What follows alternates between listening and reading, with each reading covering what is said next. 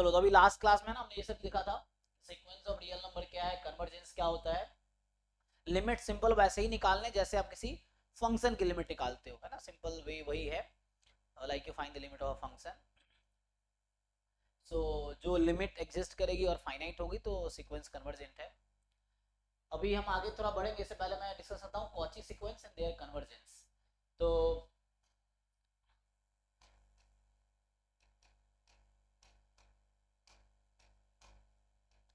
Question है Cauchy sequence क्या होता है ना, ये मेन क्वेश्चन है। तो बताओ आप लोग, कॉची सीक्वेंस का डेफिनेशन क्या है? Anyone? How do we define Cauchy sequence?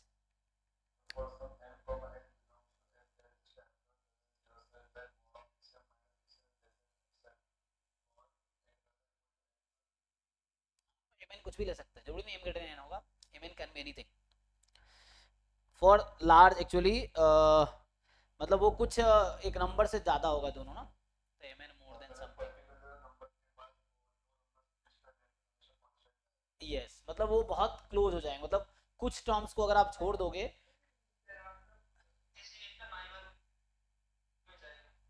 मतलब कांस्टेंट नहीं होगा, वो कांस्टेंट नहीं होगा, मतलब बहुत क्लोज, दो किसी भी दो टर्म के बीच का जो डिस्टेंस है वो बहुत स्मॉल हो जाएगा। कितना है स्मॉल? एप्सिलॉन से भी कम हो जाएगा। तो ये मतलब है कि इक्वल नहीं होगा, मतलब वही है कि कुछ टर्म को छोड़ दोगे तो जो सीक्वेंस के टर्म्स है एक दूसरे के बहुत क्लोज हो जाएंगे, है ना। और तो एनी टू, अभी कन्वर्जेंस में हम क्या देखते थे, कन्वर्जेंस में हम ये देखते हैं कि कुछ टर्म को तुम छोड़ दोगे, एम टर्म्स को, तो वो टर्म्स एंड लिमिट, उसके बीच का डिफरेंस बहुत कम हो जाएगी। कितना कम? तो एप्सिलॉन से भी कम हो जाएगी डिस्टेंस। लेकिन कॉची में क्या होता है, एनी टू टर्म्स, यहाँ डिफरेंस है। कन्वर्जेंस में था कि लिमिट्स एंड द टर्म्स, यहाँ पे कॉची सीक्वेंस में कि कुछ टर्म को छोड़ देंगे तो उसके बाद जितने भी टर्म्स होंगे उसके बीच का डिस्टेंस बहुत कम हो जाएगा, मतलब they will very close to each other. और ये क्लोज को डिफाइन कैसे करते हैं मैथमेटिकली? लेस देन एप्सिलॉन होगा, तो यहां से आ जाएगा, ठीक है ना।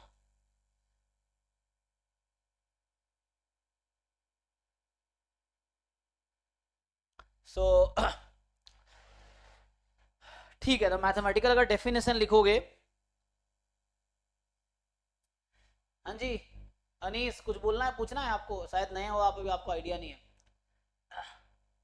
अनीस कुमार। हाँ आशीष, तुम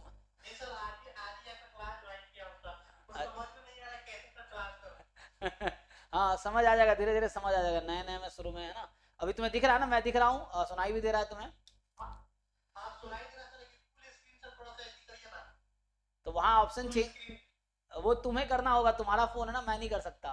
वहाँ हाँ, पिन करने का ऑप्शन होगा, वो कर सकते हो, या लेआउट चेंज करने का ऑप्शन रहता है। तो वहाँ फुल स्क्रीन, जैसे यूट्यूब में कैसे फुल स्क्रीन करते हो, तो वैसे ही देखो साइड में फुल स्क्रीन करने का ऑप्शन होगा। हो गया ना, हाँ, तो ऐसी ही क्लास होगी, आराम से एक जगह बैठ जाओ, और बैठ के, ये नहीं कि वॉकिंग कर रहे हो क्लास कर रहे हो, ऐसा नहीं करो। आराम से घर पे बैठ के पेन पेपर लेके पढ़ाई करो, ये है।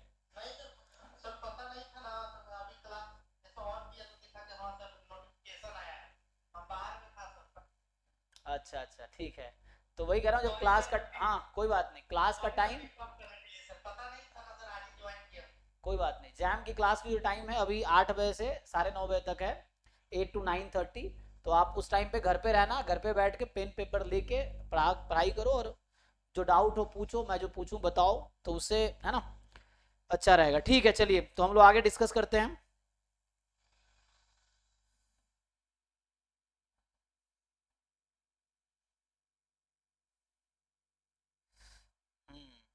आर्किमिडियन प्रॉपर्टीज, है ना, लिमिट ऑफ 1/n प्रूफ करो, उसमें यूज होता है ना।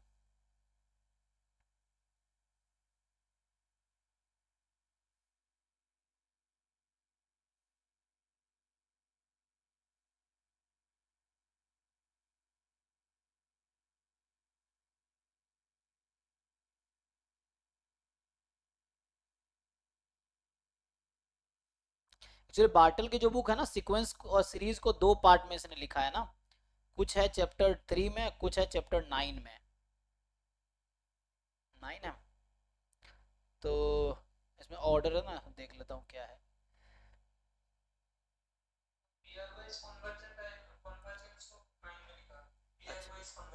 अच्छा हाँ, इसमें दो पार्ट में लिखा ना, चैप्टर 3 में पूरा नहीं है, हाफ चैप्टर 3 में है, उसके आगे की चीज़ें चैप्टर 9 में इसने डिस्कस किया है शायद। सो रुक जाओ मैं देखता हूँ।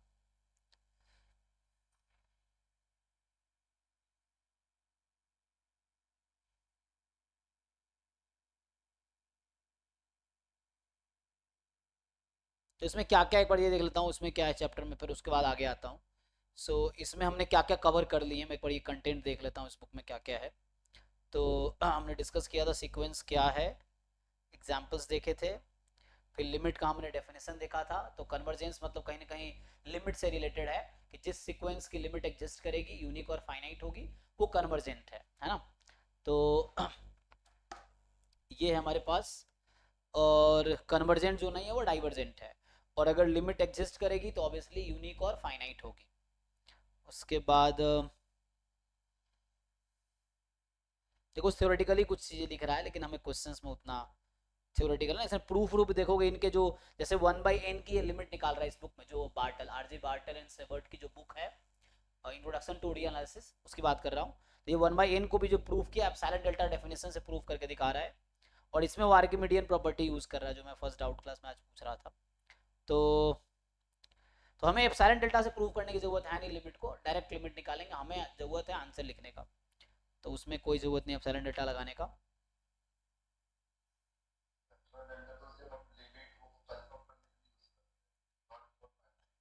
हाँ, प्रूफ करने के लिए एग्जैक्टली, कि आपको प्रूफ करना है कि लिमिट जीरो आएगी, तो लिमिट जब पता है तब एप्सिलॉन डेल्टा लगा पाओगे, अदरवाइज वो एप्सिलॉन डेल्टा लिमिट निकाल नहीं पाएंगे मुझसे। तो पहले एक लिमिट तुम गेस करोगे या क्लेम करोगे कि ये लिमिट होगी, एंड देन तुम ये प्रूफ करोगे एप्सिलॉन डेल्टा से कि वो लिमिट आएगी एग्जैक्टली।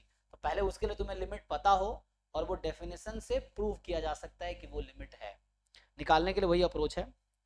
तो हमने टेल डिस्कस किया था, कि टेल है, कुछ टर्म को छोड़ दिया, तो एम टर्म्स को अगर हमने छोड़ दिया, तो जो सीक्वेंस के बाकी टर्म्स बचे उसको हम एम टेल बोलते हैं, जो लास्ट क्लास में डिफाइन किया था।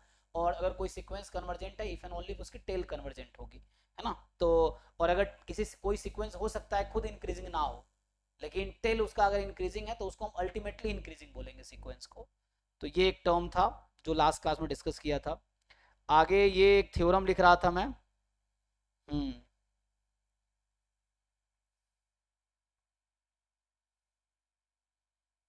तो यहाँ इसका 3 पॉइंट मतलब दे रहा हूँ क्या क्या कंटेंट है जो मैंने जो छोड़े, अगर बाउंडेड इसने डिफाइन किया है, हमने डिफाइन कर लिया ऑलरेडी। तो अब कुछ थ्योरम्स है, तो मैं इस पे आता हूँ, इसको अभी डिस्कस करता हूँ। उससे पहले जैसे कन्वर्जेंट सीक्वेंस हमने देखा एग्जांपल के लिए, कि जैसे 1/n है, तो 1/n की बात करोगे अगर, तो ये इसके टर्म्स क्या है, n को 1 रखेंगे तो 1, 1/2, 1/3 एंड सो ऑन, इस तरह से है। सो ये बाउंडेड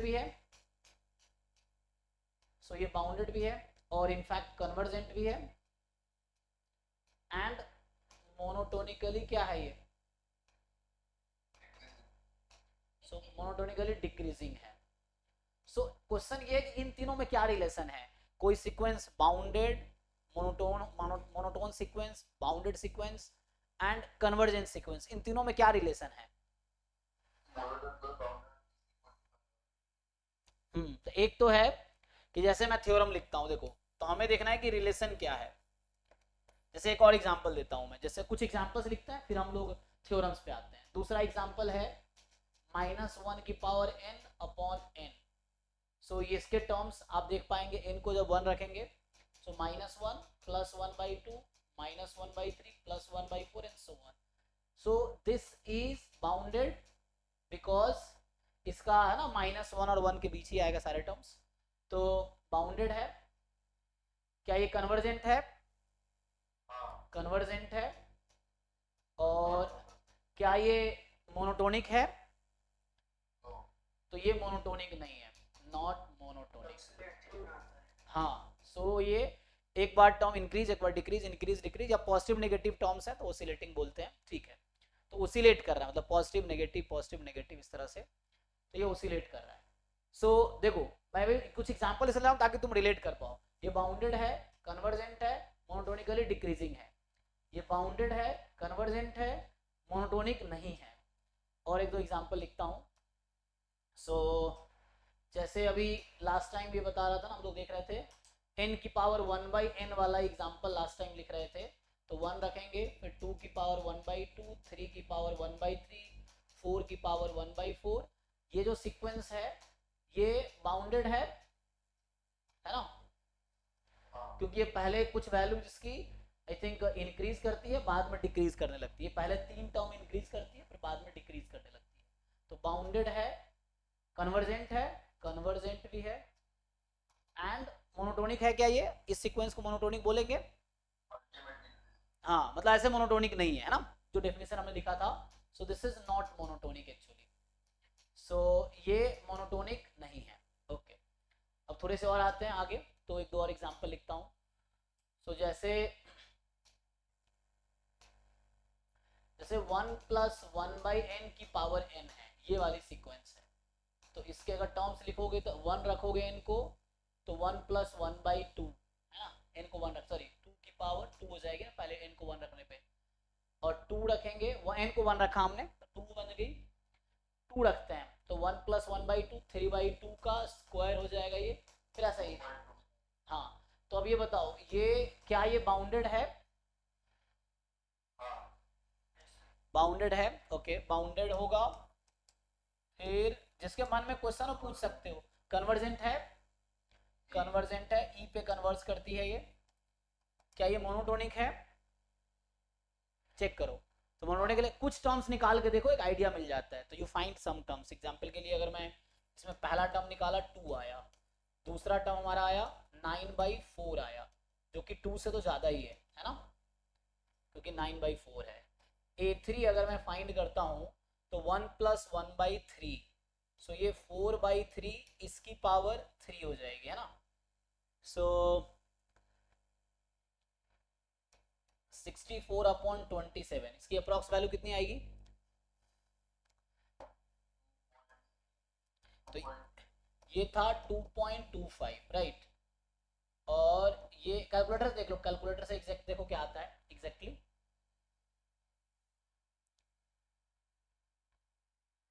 एग्जैक्टली कितना आता है, थोड़ा सा कट रहा है उधर तो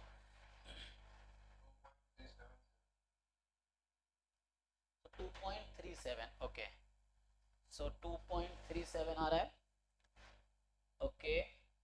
और इसकी लिमिट क्या होती है? ई तक जाती है ना, ई होता है 2.718। तो इसका मतलब है देखो ये 2 था, 2.25, 2.37, ये बढ़ती जाएगी।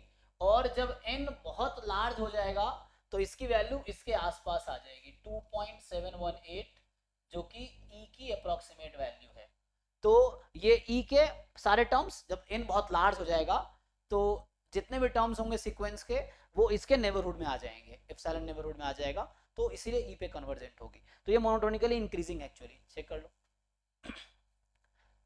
ठीक है ना। तो ये इसके आसपास चले जाएगा सारे टर्म्स, तो ये है मोनोटोनिकली इंक्रीजिंग।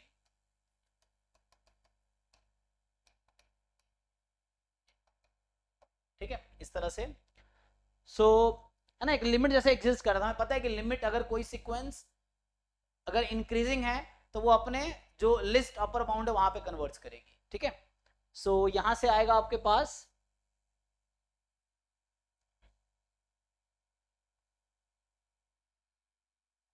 डन ना। तो ये हो गया। अभी और कुछ एग्जांपल्स देख सकते हो। तो यहां देखो, मैं ये बोलना चाह रहा हूं कोई सीक्वेंस बाउंडेड है तो जरूरी नहीं मोनोटोनिकली इंक्रीजिंग होगा, कन्वर्जेंट है तो जरूरी नहीं मोनोटोनिकली, सॉरी यहाँ पे बाउंडेड या कन्वर्जेंट है जरूरी मोनोटोनिकली इंक्रीजिंग या डिक्रीजिंग होगा, मतलब मोनोटोनिक होना जरूरी नहीं है। तो ये बताओ कोई सीक्वेंस कन्वर्जेंट होगा तो क्या मोनोटोनिक होगा या नहीं होगा? अगर सीक्वेंस कन्वर्जेंट है तो कोई एग्जांपल बताओ। अगर कोई सीक्वेंस कन्वर्जेंट है तो बाउंडेड, बाउंडेड की बात कर रहा हूं।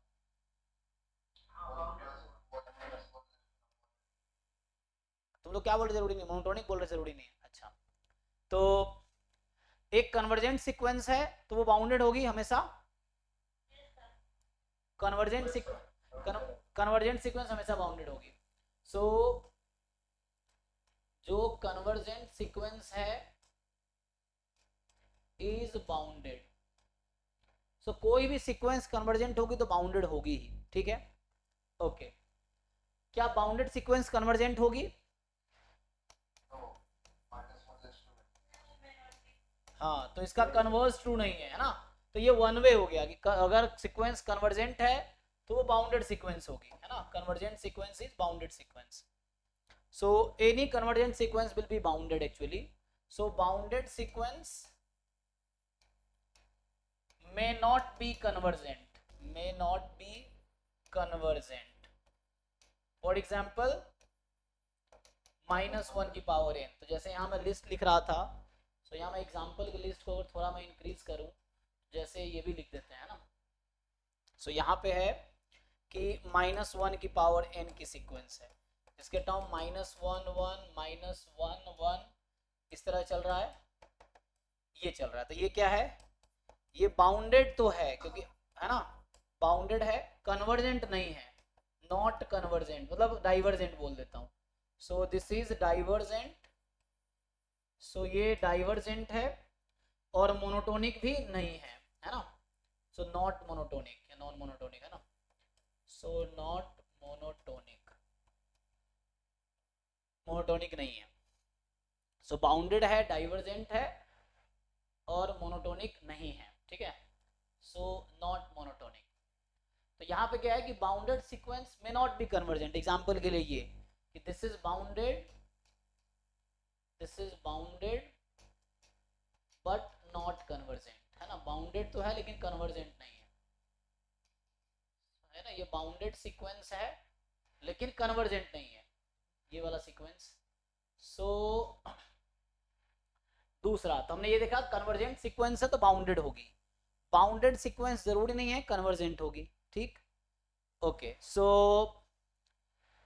Convergent sequence is bounded, bounded sequence में नॉट बी, अब आते हैं अगर आप उस पे, तो बाउंडेड एंड मोनोटोनिक है तो क्या होगी, है ना, मोनोटोन, सो इसको मोनोटोन कन्वर्जेंस थ्योरम बोलते हैं ना, ठीक है। तो यहाँ पे ये होता है मोनोटोन कन्वर्जेंस थ्योरम, ये है, सो मोनोटोन कन्वर्जेंस थ्योरम इसका नाम है। सो ये कहता है कि if a sequence is bounded and convergent, bounded and monotonic, दोनों है, कोई सीक्वेंस बाउंडेड भी है मोनोटोनिक भी है, then it will be convergent, it will be a convergent subsequence, sorry convergent sequence, subsequence बाद में आएगा, it will be a convergent sequence। अब क्वेश्चन है क्या इसका कन्वर्स ट्रू है, कन्वर्स का मतलब हुआ कन्वर्स स्टेटमेंट, अगर कन्वर्जेंट है सीक्वेंस क्या जरूरी है कि बाउंडेड एंड मोनोटोनिक दोनों होगा, हाँ, सो हमने देखा कन्वर्जेंट है तो बाउंडेड तो होगा ही, लेकिन कन्वर्जेंट है तो मोनोटोनिक होना जरूरी नहीं है, तो यहां लिखेंगे कि कन्वर्जेंट सीक्वेंस में नॉट बी मोनोटोनिक, है ना, जो कन्वर्जेंट सीक्वेंस है वो मोनोटोनिक होना जरूरी नहीं है, कन्वर्जेंट सीक्वेंस में नॉट बी मोनोटोनिक। एग्जांपल के लिए, हाँ, तो एक एग्जांपल आपको याद होना चाहिए क्योंकि ये सब स्टेटमेंट में भी लिखा है, अभी तुम देखना पीवाईक्यू देखना, वहां लिखा रहता है कि bounded is convergent, convergent is bounded, bounded is monotonic, monotonic, इस तरह से स्टेटमेंट बना देगा बहुत सारे, अब तुम्हें ट्रू फॉल्स चूज करना है, तो एक एग्जांपल उसके अगेंस्ट में ढूंढ लोगे तो एनफ है गलत कहने के लिए, ये है। सो जैसे कोई सीक्वेंस बाउंडेड मोनोटोनिक दोनों है तो कन्वर्जेंट होगा, कन्वर्जेंट है तो जरूरी नहीं मोनोटोनिक होगा, कन्वर्जेंट बाउंडेड होगा, हमने पहले लिख दिया है, हमने यहाँ पहले लिख दिया कि कन्वर्जेंट होगा तो बाउंडेड भी होगा, अगर कोई सीक्वेंस कन्वर्जेंट है तो बाउंडेड तो होना ही है उसको, ये है कन्वर्जेंट सीक्वेंसेस बाउंडेड, सो बाउंडेड जरूरी है कन्वर्जेंट होगा, यहाँ लिखा हमने। तो कन्वर्जेंट सीक्वेंस है तो मोनोटोनिक होना जरूरी नहीं है, अगर मोनोटोनिक है सिर्फ तो क्या कन्वर्जेंट होना जरूरी है, so monotonic sequence may not be convergent, may not be convergent। इसका क्या एग्जांपल है? n ले लो सिंपली, yes, this is the one example, है ना, n ले लिया हमने, तो मोनोटोनिक है ये, 1 2 3 इंक्रीजिंग है लेकिन कन्वर्जेंट नहीं है। सो ठीक है ना, तो मोनोटोनिक सीक्वेंस जरूरी नहीं कन्वर्जेंट होगा क्योंकि यहाँ बाउंडेड फेल हो रहा है, तो इसीलिए। अब जैसे मोनोटोनिक और बाउंडेड में देखना है, क्या कोई रिलेशन है? क्या बाउंडेड हमेशा मोनोटोनिक होगा?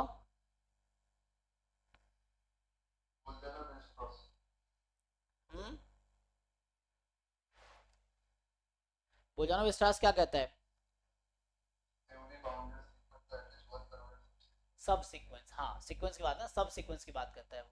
अभी पूछ रहा हूँ कोई सीक्वेंस बाउंडेड है, क्या वो सीक्वेंस मोनोटोनिक होगा? हाँ, तो ये स्टेटमेंट ट्रू नहीं है। खुद वो सीक्वेंस जरूरी नहीं है कि वो मोनोटोनिक हो, उसके सब सीक्वेंस मिलेंगे, है ना, वो बाद में है। तो यहाँ पे मैं रिमार्क्स लिख देता हूँ कि अगर कोई मोनोटोनिक सीक्वेंस है तो जरूरी नहीं है बाउंड कन्वर्जेंट होगा, मोनोटोनिक जरूरी नहीं है बाउंडेड होगा, है ना। यही एग्जांपल ये भी है कि इसको मैं थोड़ा सा कुछ स्टेटमेंट लिख देता हूँ जस्ट। सो मोनोटोनिक सीक्वेंस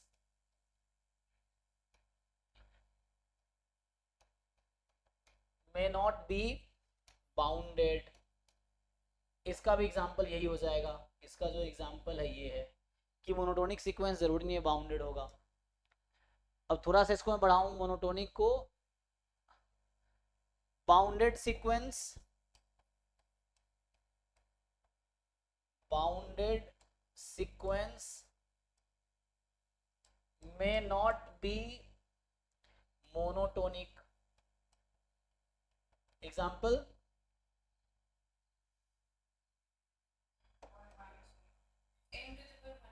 हाँ एक है n raise to power 1/n, अभी हमने देखा था। सो n रेज टू 1/n, इसमें क्या हो रहा था, पहले 3 टर्म इंक्रीज करता है, बाकी डिक्रीज करते हैं, तो ये सीक्वेंस ना तो इंक्रीजिंग हुआ ना ही डिक्रीजिंग हुआ, मतलब ये मोनोटोनिक नहीं हुआ एक्चुअली, तो लेकिन बाउंडेड है ये, तो एक ये एग्जांपल है ना। सो बाउंडेड सीक्वेंस है तो जरूरी नहीं है मोनोटोनिक होगा, ये बाउंडेड है लेकिन मोनोटोनिक नहीं है ना। सब सीक्वेंस मिल जाएगा, है ना, वो आगे की बात है। तो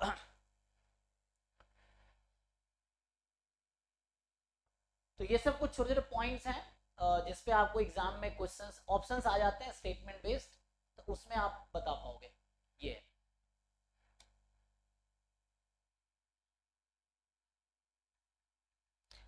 तो बोलजानो विस्तार थ्योरम बनाने के लिए पहले मुझे सब सीक्वेंस डिफाइन करना पड़ेगा, वो मैं डिफाइन करूंगा उसके बाद जब कॉची सीक्वेंस। मैं ये देख रहा था इसमें ऑर्डर क्या है, क्या क्या हमने कवर नहीं किए। तो ये थ्योरम था। हाँ जी अनीस, कुछ पूछना है? हाँ हाँ हाँ, रिकॉर्डेड लेक्चर तुम्हें पता है कहाँ मिलता है? हाँ लिंक वो व्हाट्सएप के डिस्क्रिप्शन में है, वो प्राइवेट वीडियोस है, मतलब वो पब्लिक नहीं है, तो वो तुम लिंक के थ्रू एक्सेस कर पाओगे। लिंक व्हाट्सएप ग्रुप के डिस्क्रिप्शन में है। अब पता है व्हाट्सएप ग्रुप का डिस्क्रिप्शन कहाँ होता है? हाँ उस पर नाम पे क्लिक करोगे ना तो उस पर मिलेगा, नाम पे जब क्लिक करोगे तो वहाँ तुम्हें लिखेगा लिस्ट ऑफ, बहुत सारे लिंक्स मिलेंगे, तो वहाँ एक देखो तुम्हारा जो ये एकलव्य बैच है, तो इसमें तुम्हें उसमें जितने लेक्चर्स, अभी कुछ ही लेक्चर्स हुए हैं, तो वो तुम वहाँ पे उसको कवर कर लो, है ना। ये है, अभी इस टॉपिक के 3 4 लेक्चर ही हुए हैं, तो पहले इसको कवर कर लो, बाद में प्रोबेबिलिटी वाला तुम बाद में भी कर सकते हो, क्योंकि अब हम रैंडम वेरिएबल स्टार्ट करेंगे इसके बाद, तो वो तुम यहाँ से पहले सीक्वेंस सीरीज वाले टॉपिक्स कंप्लीट कर दो, 3 4 क्लास ही हुआ अभी, तो ये है। ओके तो ठीक है, म्यूट कर लो। तो इसमें एक्चुअली इसने बाउंड्री डिफाइन किया है और यही थ्योरम बता रहा है कि कन्वर्जेंट सीक्वेंस जो होगा, तो हम लोग जो भी बात कर रहे हैं रियल सीक्वेंस की बात कर रहे हैं, यहाँ पे हम जो बात कर रहे हैं कि सीक्वेंस ऑफ रियल नंबर्स की बात कर रहे हैं ना। सो जो भी टर्म्स होंगे वो रियल नंबर्स होंगे।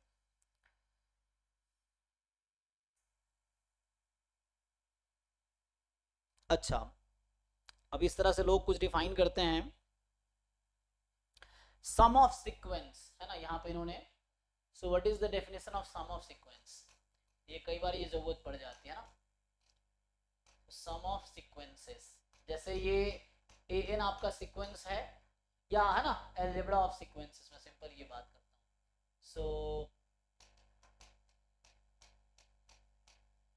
अलजेब्रा ऑफ सीक्वेंसेस, इसमें क्या क्या है, जैसे एन हमारे पास है A1 A2 A3 and so on, और Bn एक दूसरा सीक्वेंस है, so both are sequence of real numbers, so यहाँ पे आएगा B1 B2 B3 and so on, इस तरीके से है। अब मुझे इसके सम को डिफाइन करना है, so how do we define sum of two sequence, जैसे है ना, इन दोनों सीक्वेंस को हमने डिफाइन किया, तो ये एक नया सीक्वेंस बनाएगा जिसमें क्या होगा, ईच टर्म का सम आता है, इसको ओपन करेंगे तो मतलब ये हो गया actually, so it is like कि हाँ A1 प्लस B1 पहला टर्म हुआ, A2 plus B2 and so on, इस तरह से है आपका, तो ये सम हो गया। डिफरेंस सिमिलरली डिफाइन कर सकते हैं, सो डिफरेंस तो सिमिलर ही हो जाएगा कि an और bn का डिफरेंस है, तो यहाँ आ जाएगा an माइनस bn, और ये टर्म्स ऐसे आएंगे a1 minus b1 a2 minus b2, ये है, ठीक है। प्रोडक्ट को कैसे डिफाइन करोगे,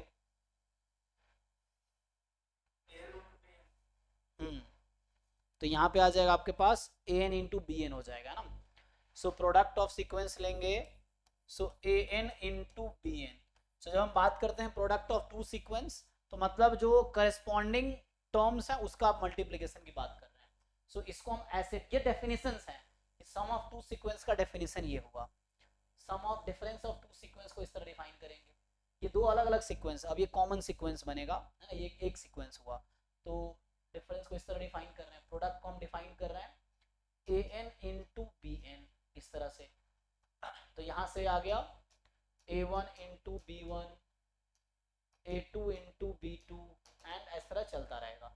फिर रेशियो ऑफ टू सीक्वेंसेस या डिवीजन ऑफ टू सीक्वेंसेस, सो यहाँ पे an अपॉन bn है ना, हाँ, सो ये जो bn के जितने भी टर्म्स होंगे each term must be non zero, ताकि वरना डिवीजन डिफाइन नहीं होगा, तो चूंकि सीक्वेंस ऑफ फंक्शन है ना, तो एक भी नेचुरल नंबर ऐसा मिल गया जहाँ पे डिफाइन नहीं है, तो ये फंक्शन ही नहीं होगा, तो वो सीक्वेंस नहीं होगा फिर, तो रेशियो को वैसे डिफाइन करेंगे, सो यहाँ पे bn जीरो नहीं होगा, तो ये बिल्कुल ऐसे ही हो जाएगा an अपॉन bn, सो मतलब ये हो गया a1 upon b1 comma a2 upon b2 and so on, ये होगा जहां पे where bn should be non zero for all n belongs to natural number, है ना, तो ये नॉन जीरो होने चाहिए। साथ में ऐसे ही स्केलर मल्टीप्लिकेशन अगर डिफाइन करना हो, स्केलर मल्टी मतलब मान लो k टाइम कोई सीक्वेंस an है, तो ये वैसे ट्रिवियली हो जाएगा, सो ईच टर्म को an से डिवाइड कर देंगे, है ना, तो इसको ओपन करेंगे तो like k a1 comma k time a2 and so on, तो इस तरह से है, तो ये हो गया आपका स्केलर मल्टीप्लिकेशन, है ना, कांस्टेंट से किसी सीक्वेंस को अगर मल्टीप्लाई कर रहे हैं तो इसका क्या मीनिंग है, ठीक है जी। सो अब कई बार एग्जाम में ऐसे क्वेश्चन आ जाते हैं कि मान लो an bn दोनों कन्वर्जेंट है, सो क्या बोल सकते हो सम के बारे में, डिफरेंस के बारे में, प्रोडक्ट के बारे में, डिवीजन के बारे में, तो ये सब कन्वर्जेंट हो जाएगा। हाँ, बस ये है कि यहाँ पे कंडीशन ये है कि लिमिट नॉन जीरो होनी चाहिए, तो जैसे अगर मैं बात करूँ कि अगर इफ, सो यहाँ पे थ्योरम लिख देता हूँ ना, कि if limit n tends to infinity, मान लो an तुम्हारा फॉर एग्जांपल L1 है and limit n tends to infinity bn तुम्हारा L2 है, मतलब an and bn are two convergent sequences, an की लिमिट L1 है और bn की लिमिट L2 है, तो उस केस में then limit of an plus bn that is same as sum of two functions, है ना, कि limit of sum of two functions, तो वही है, ये भी एक फंक्शन है, ये भी एक function, sequence is a function, so इस तरह से है, तो individually you can apply but convergent होने चाहिए, सो L1 प्लस L2 हो जाएगी सिंपली, और वैसे ही बाकी के डिफाइन कर सकते हो कि अगर डिफरेंस है so an minus bn sequence की, सो L1 माइनस L2 हो जाएगी, एंड सिमिलरली प्रोडक्ट और division, so limit n tends to infinity a n into b n, तो ये आ जाएगा आपका L1 इंटू L2, है ना। और डिवीजन में लिखोगे, so limit n tends to infinity a n upon b n, ratio है, सो ये L1 अपॉन L2 होगा, बट रेस्ट्रिक्शन ये होगा कि L2 should be non zero, है ना, ये नॉन जीरो होने चाहिए ना, डिफाइन नहीं रहेगा ना, so that should be non zero. So इस तरह से इसका डेफिनेशन है।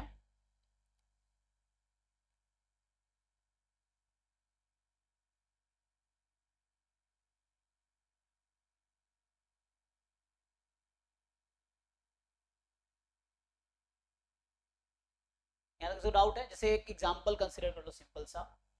तो अगर मैं, जैसे यहाँ पे है कि ए एन एक सीक्वेंस ले लो, लेट से मैं बोल रहा हूँ कि 2n ले लेते हैं, मान लो ऐसा, या कुछ ऐसा ले लो, है ना, तुम्हारी मर्जी है। तो यहाँ पे क्या होगा, 2n का मतलब हो गया कि 2 4 6 8 डॉट डॉट डॉट, और bn मान लो मेरे पास है, यहाँ आ गया -n, इस तरह से। ये कुछ नया ही बना सकते हो, तुम्हारी मर्जी है, तो मैंने -n ले लिया, इसका मतलब हो गया कि -1 -2 -3 एंड इस तरह से टर्म्स हैं। अब इसका मैं सम को अगर लिखूं तो क्या होगा, तो सिंपल है, दो सीक्वेंस का सम कर रहे हैं हम लोग, so we are adding this two sequences. तो जस्ट करना क्या है, ईच टर्म का सम कर लेना आपको, फर्स्ट टर्म सेकंड टर्म, तो इजी है ना, यहाँ से 2n - n आपको इजीली दिख रहा है, तो जो ये टर्म्स बनेंगे ये n ही आ जाएगा, क्योंकि 2 - 1 1, 4 - 2 2, 6 - 3 3, तो ये चलेगा एक्चुअली। सिमिलरली आप अगर an माइनस bn करोगे, तो यहाँ से आपको दिख रहा है 2n में से माइनस ऑफ -n, तो प्लस हो जाएगा, तो ये आपका 3n आ जाएगा, राइट। तो यहाँ से, या ऐसे भी आप अगर इसको सब्ट्रैक्ट करोगे तो ये हो जाएगा 3 6 9 12 एंड सो ऑन।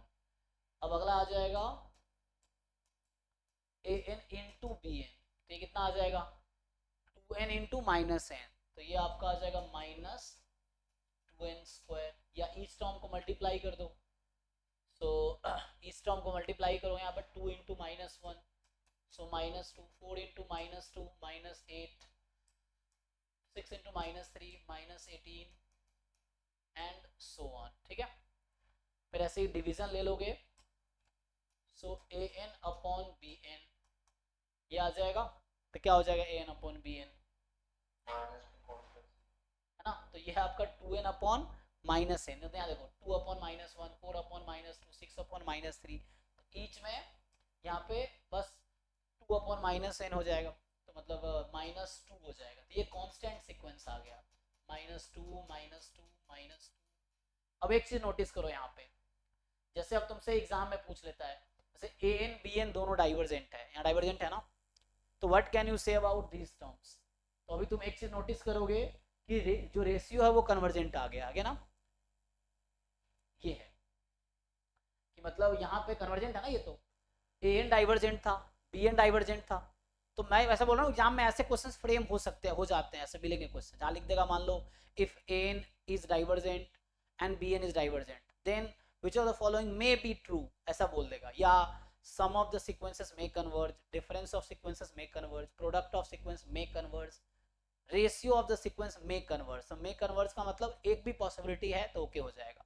तो जैसे ये एक एग्जांपल हमने बनाया कि टू सीक्वेंस है जो दोनों डाइवर्जेंट था, लेकिन इसका रेशियो क्या हो गया, कन्वर्जेंट आ गया। ऐसे तुम, आप देखो सिंपल है, मान लो अगर दोनों कन्वर्जेंट है तो सम तो ऐसे ही कन्वर्जेंट होगा, कोई प्रॉब्लम नहीं, अगर कन्वर्जेंट हो तो कोई प्रॉब्लम नहीं है ना।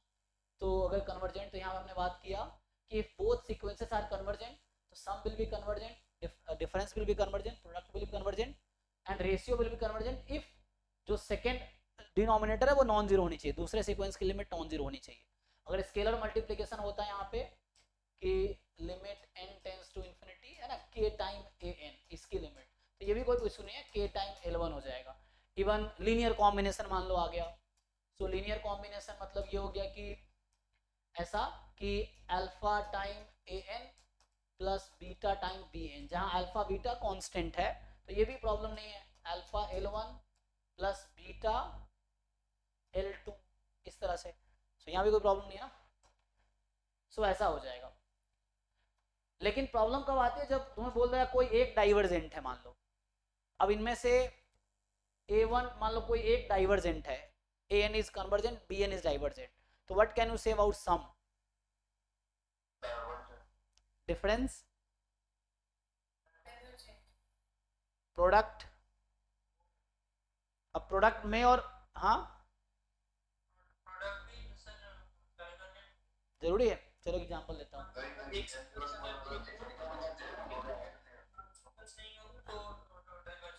हाँ, अब हो सकता है कि तुम ऐसा करो, सेकंड वाला सीक्वेंस में कांस्टेंट सीक्वेंस ले लो, जीरो, मतलब पहला सीक्वेंस मैंने कहा कन्वर्जेंट है ना, तो पहला जीरो सीक्वेंस ले लिया, दूसरा डाइवर्जेंट ले लिया, तो वहां प्रोडक्ट कन्वर्जेंट हो जाएगा।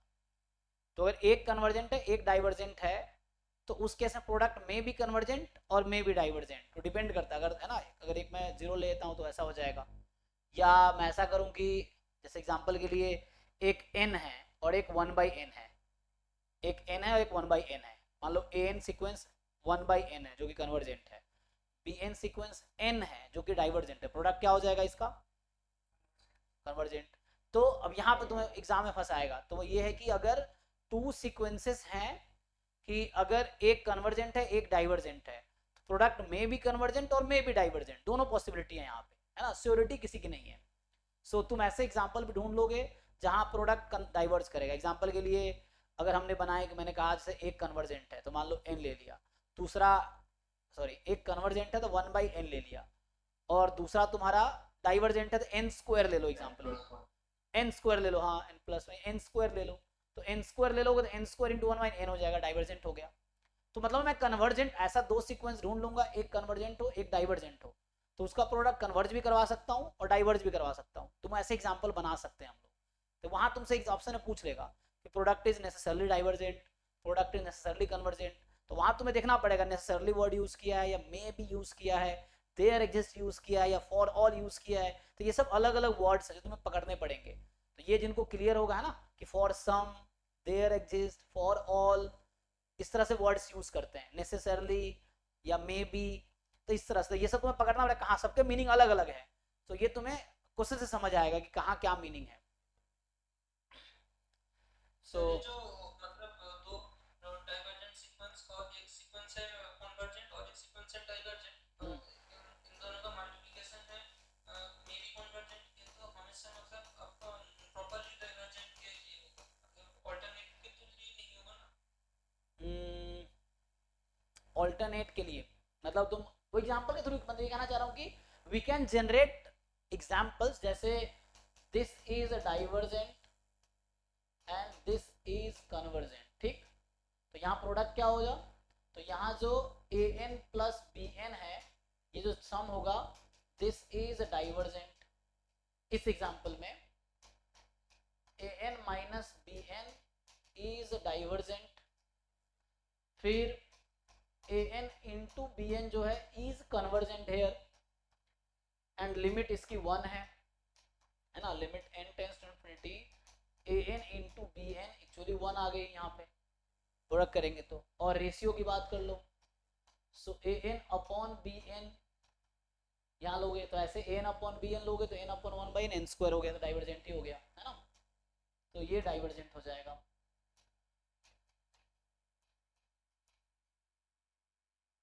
डाइवर्जेंट हो गया।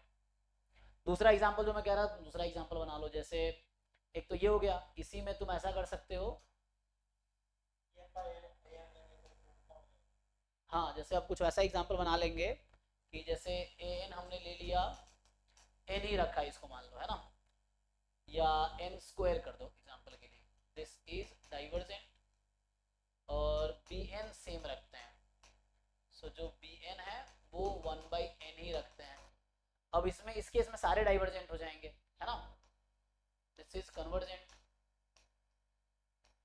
कन्वर्जेंट है, तो इस केस में an प्लस bn हो या an माइनस bn हो, an इंटू bn हो, मतलब सम डिफरेंस प्रोडक्ट, ठीक है ना, प्रोडक्ट लोगे या रेशियो ले लो, एंड an अपॉन bn, दोनों का हालांकि तुम अलग अलग भी लिख सकते हो, सो दे आर, अच्छा okay, they are all divergent, but आप ये कह रहे हैं अगर मैं b n upon a n कर दूं, हाँ यस वहां भी करते हैं अगर हम, सो जैसे B n upon a N, तो रेशियो आप किसका ले, जैसे मान बोलता है A N and b N का रेशियो, तो ए एन अपॉन बी एन लेंगे, बी एंड ए एन का रेशियो बोलेगा तो B n upon a N लेंगे। सो दिस इज, यहाँ भी कन्वर्जेंट हो जाएगा ये, सो दिस इज कन्वर्जेंट।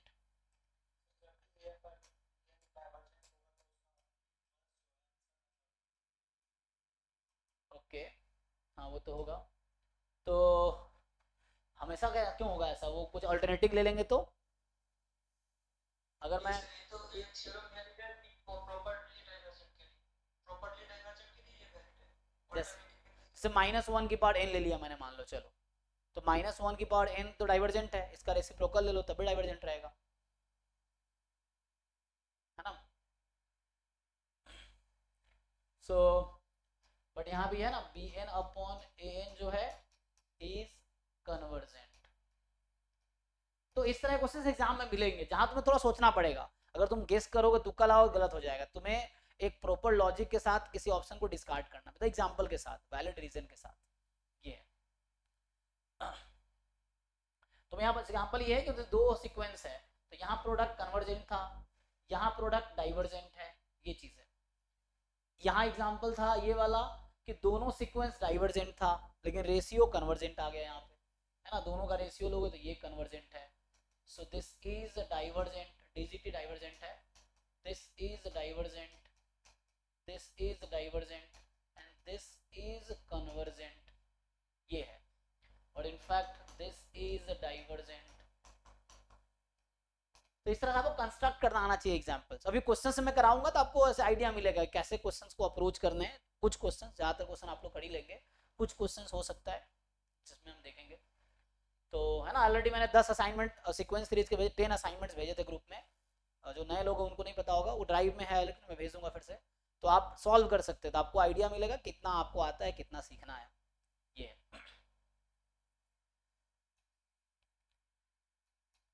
तो ये तो अलजेब्रा की बात हो गई है ना, कि इसमें तो ऑप्शंस कैसा रहता है उसके हिसाब से हम सोचेंगे कि ऑलवेज ट्रू है या किसी पर्टिकुलर केस में ट्रू है, तो वो तो ऑप्शंस पे देख के समझ आएगा। तो एक तो ये अलजेब्रा की बात कर रहा है।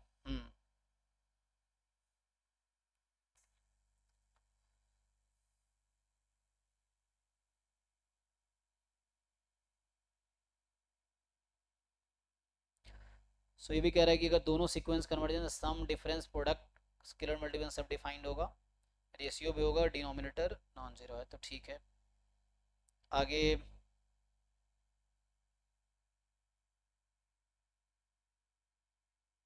तो एक और ये बता रहा है कि जैसे बेसिक थ्योरम, हालांकि ये कल भी हमने डिस्कस किया था इस पे लास्ट क्लास में, कि बोल रहा है मान लो ऐसा है कि ए एन कोई sequence of non negative real numbers हैं, ठीक है ना, नॉन नेगेटिव रियल नंबर्स है for all n more than equal to zero.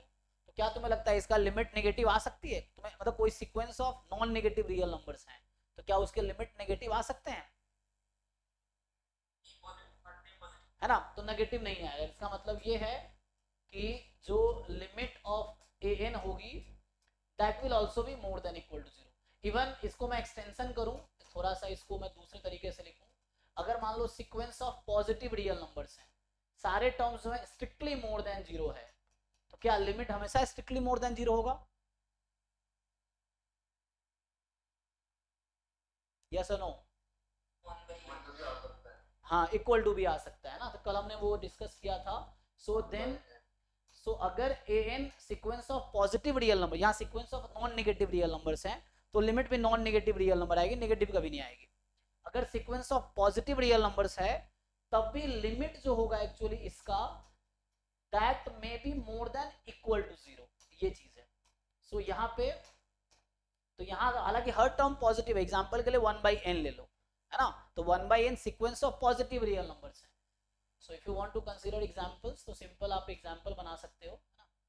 So example के लिए जो 1/n है, this is sequence of positive real number, zero is not a positive number, है ना, zero is not a negative number, zero is neither positive non negative, हाँ neutral है, मतलब neither positive non negative. तो this is, मैं बोल रहा हूँ सीक्वेंस ऑफ पॉजिटिव नंबर, ठीक है। सो 1/n जो है सीक्वेंस ऑफ पॉजिटिव नंबर है, बट इट्स लिमिट इज 0, है ना। तो इसका लिमिट 0 है, जो कि पॉजिटिव नहीं है, मैं ये बोलना चाह रहा हूँ। तो इसलिए यहाँ पे सेम मैंने कल ऐसे भी इसी थ्योरम को दूसरे तरीके से कल लिखा था कि अगर ऐसा भी हुआ कि an strictly less than bn strictly less than cn है मान लो, है ना। सो इस केस में भी, अगर ये वाला केस आता है आपके पास, cn for all n belongs to natural number, then जो लिमिट होगी an की, that may be equal to limit of bn may be equal to limit of cn। तो यहाँ इक्वलिटी भी आ सकता है लिमिट में, एक्चुअली ये है ना। अदरवाइज इसका एक दूसरा वर्जन यही हो गया इसी चीज में कि अगर ऐसा है तो कोई प्रॉब्लम नहीं है, less than equal to bn less than equal to cn for all n belongs to natural numbers. तो सीक्वेंस के टर्म्स अगर इस ऑर्डर को फॉलो करते हैं, देन जो लिमिट्स होंगे इसके, वो इसी ऑर्डर को फॉलो करेगा।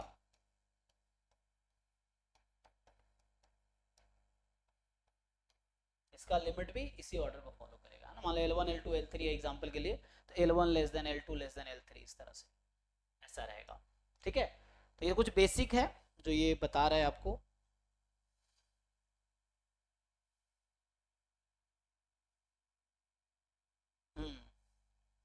अगर सीक्वेंस बाउंडेड है ए एन बी एन से, तो उसकी लिमिट भी उसी बीच आएगी, है ना।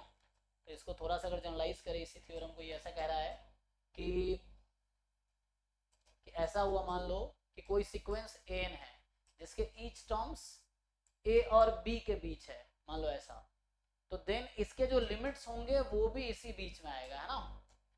So limit of a n जो होगा वो भी इसी बीच में होगा।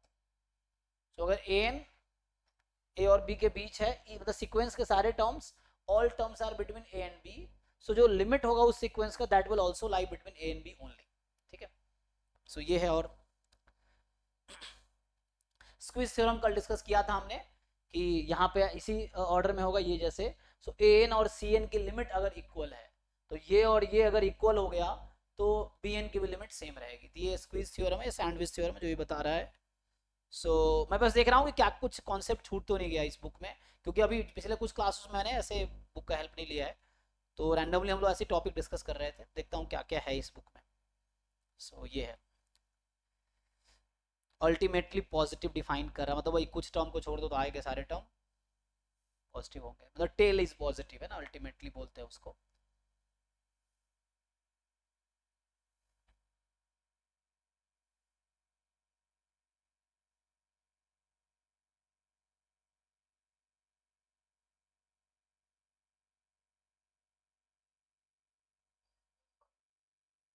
आते हैं तो सब सीक्वेंस पे आते हैं, उससे पहले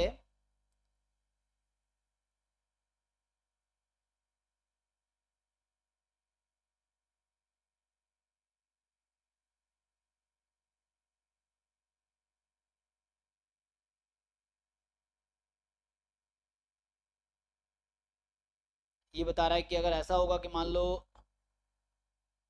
कोई सीक्वेंस एन कन्वर्ज कर रही है एल पे, तो मॉड एन कन्वर्ज करेगी मॉड एल पे, है ना। तो ये कहना चाह रहा है कि, तो ये तो सिंपल एक प्रॉपर्टी हो गया फंक्शन टाइप का, है ना। सो ये लेकिन इसमें ये कह रहा है कि सीक्वेंस, हाँ जैसे यहाँ पे ये बोल रहा है कि अगर ऐसा है कि limit of a n l है, देन लिमिट ऑफ जो मॉड ए एन होगा वो मॉड एल होगा। हाँ क्योंकि वैसे तो नॉन यूनिक हो जाएगा ना। तो अगर ए एन की लिमिट एल है तो मॉड ए एन की लिमिट मॉड एल होगी। सो कोई इशू नहीं। तो ये सब कुछ बेसिक प्रॉपर्टीज हैं छोटे छोटे, जो तुम्हें क्वेश्चन सॉल्व करने के दौरान हेल्प करेगा ऑप्शन से स्टार्ट करने में। या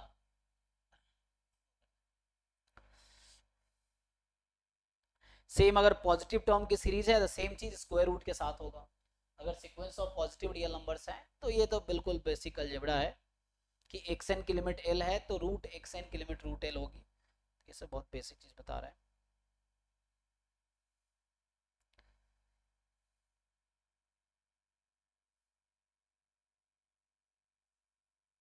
ये हालांकि आगे सीरीज में भी आएगा, लेकिन मैं लिखता हूँ, तुम लोग बताओ।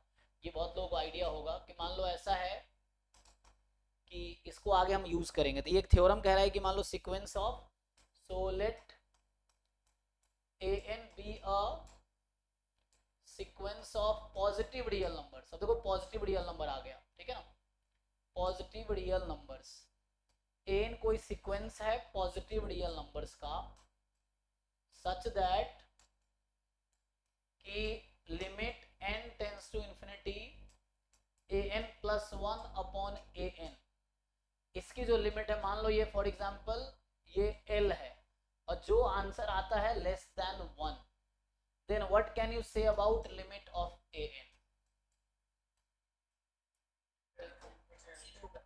सो ये मान लो कैपिटल L बोल देता हूँ इसको मैं, और इसकी लिमिट क्या हो जाएगी, तो जैसे अभी आगे मैं पढ़ाऊंगा चीजें, अगर अदरवाइज हम ऐसे भी बोल सकते हैं an मतलब mod an whole to the power 1 by n। हाँ वो भी लिखता हूँ मैं। तो जिन लोगों को याद होगा, आपको अगर रेशियो टेस्ट याद होगा सीरीज का, हाँ, तो वो क्या कहता है, इसके हिसाब से क्या आता है कि सीरीज ए एन जो होगी वो क्या होगी, कन्वर्जेंट होगी। फिर आप लोगों को ये भी याद होगा, अगर कोई सीरीज कन्वर्जेंट है तो इसके बारे में क्या बोल सकते हो। तो यही चीज है, मतलब इनडायरेक्टली, मतलब यहाँ पे डायरेक्टली रिजल्ट है कि ये 0 पे आएगी, तो वो है ना। तो अगर कोई सीक्वेंस ऐसा है कि a n plus one upon a n की लिमिट मान लो लेस देन 1 आ जाती है, एल है जो कि लेस देन 1 है, सो उस केस में ए एन की लिमिट 0 ही होगी। सेम चीजें आप जो वहां पे आप root test as a series में यूज करते हैं, तो इनडायरेक्टली यही चीज वहां यूज होगा। तो उसमें भी यही कहता है कि सिमिलर चीजें रहेंगी, बस हमारा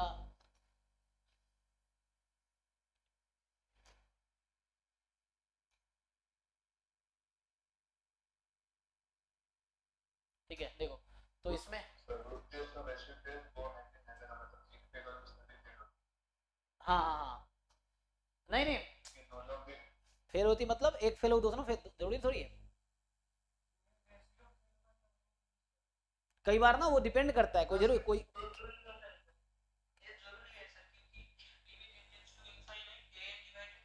दोनों की लिमिट इक्वल आती है लिमिट इक्वल आएगी, हाँ। तो वहां पे कई बार क्या होता है, देखना होता है कौन सा इजी है कैलकुलेट करना और कौन सा डिफिकल्ट है, वो कई बार मैटर करता है ना। किसी एक से लिमिट निकालना आसान रहता है, दूसरे से डिफिकल्ट रहता है, तो वो चूज करते हैं। अदरवाइज वो मैं आऊंगा, हाँ, तो से लिमिट ना, ये लिमिट और जो मैं लिखना चाह रहा हूँ वो सेम ही लिमिट हमेशा आएगी, तो लिमिट इक्वल रहेगी पॉजिटिव।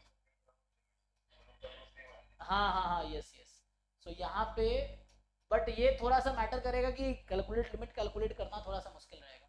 तो ये पावर 1/n है इसका, है ना, n की पावर 1/n है, तो ये कितना आएगा, ये मान लो l है और ये लेस देन 1 है, तो भी सेम चीजें होंगी, देखो, ठीक है ना। सो फिर से वही चीज है कि जो रूट टेस्ट क्या कहता है कि अगर ये लिमिट इसकी लेस देन 1 है तो सीरीज कन्वर्जेंट होगी, और सीरीज अगर कन्वर्जेंट होगी तो लिमिट 0 होगी। तो वो तो हमने सीरीज वाला अप्रोच यूज किया जो कि आगे लिखेंगे। तो अभी ये थ्योरम है, इसका प्रूफ भी बुक्स में है, तुम अगर इसको प्रूफ देखना हो तो बार्टल वाले में प्रूफ भी लिख रखा है, पर प्रूफ पे चूंकि मैं फोकस नहीं करता। If you want to write, just तुम्हें इसको याद रखना है स्टेटमेंट को, और क्वेश्चन सॉल्व करना है इसको यूज करके, कि अगर ये प्रॉपर्टी होल्ड करेगी तो लिमिट एन 0 होगी, ये प्रॉपर्टी होल्ड करेगी। अब देखना क्वेश्चन डायरेक्ट जो भी क्वेश्चंस बनाते हैं जो लोग, वो थ्योरम्स पे बेस्ड ही क्वेश्चन बनाते हैं इस तरह से। अगला जो बताना चाह रहा है, जैसे बोल रहा था ना कि यहाँ पे एक रिमार्क ये है कि अगर an sequence of positive real numbers हैं तो क्या होगा, यहाँ इनफैक्ट यहाँ भी तुम देखते हो कि मॉड यूज करते हैं कई लोग, तो यहाँ मॉड तुम लगा सकते हो, नहीं लगाओ तो भी चलेगा। सो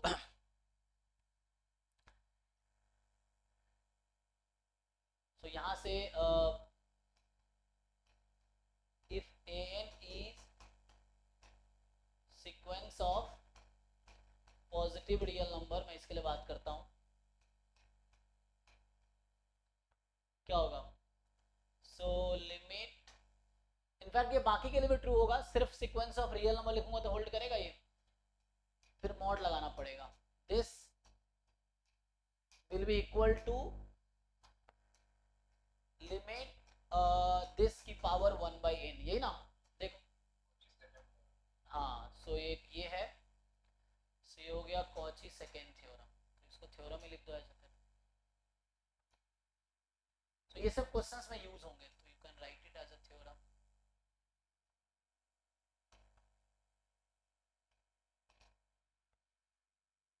कॉची फर्स्ट थ्योरम क्या है फिर?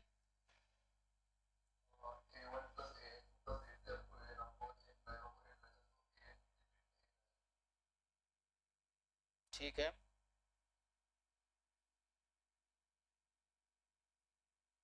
उसका भी खूब यूज करेंगे आगे, है ना।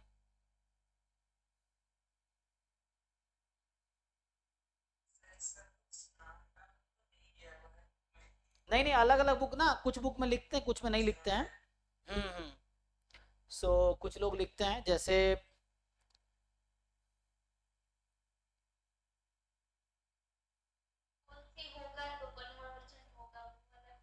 हाँ वो आते हैं, अभी कॉची हमने डिफाइन नहीं किया है तो उस पर आते हैं। एक्चुअली कॉची सेकेंड थ्योरम को लोग इस तरह से, अरिथमेटिक मीन, ज्योमेट्रिक मीन, उस पर थोड़ा आता हूँ। सो यहाँ पे